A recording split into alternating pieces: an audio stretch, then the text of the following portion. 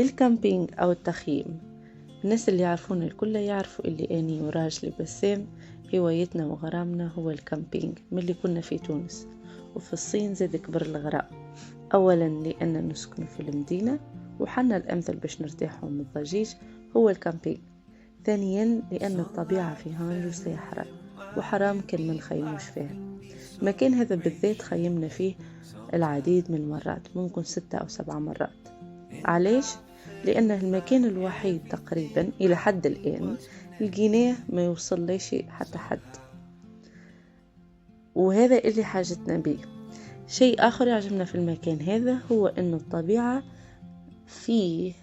فيها أقل تدخل من الإنسان، يعني تقريبا طبيعة بكر، فرصة حتى نتأمل في مدى جمال وعظمة الطبيعة بتفاصيلها.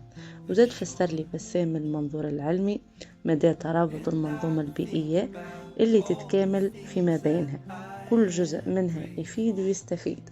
مثلا الأشجار توفر الملجأ للطيور، وهم بدورهم يساهموا في نقل المغذيات من المستنقعات إلى أرض الغابة.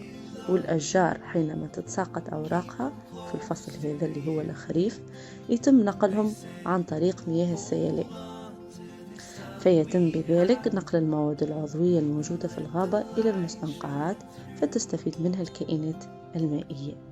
هذه دورة الطبيعة اللي من المفروض الإنسان يتعلم منها بسبيل أنه يعيش بطريقة مستدامة وفي تناغم مع الطبيعة وليس العكس. تو نحب نخليكم تتأملوا في جمال الغابة هذه.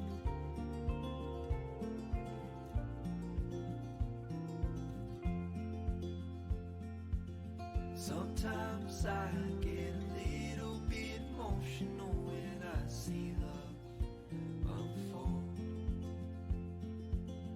Two hearts bound by reflections of the memories they'll forever hold.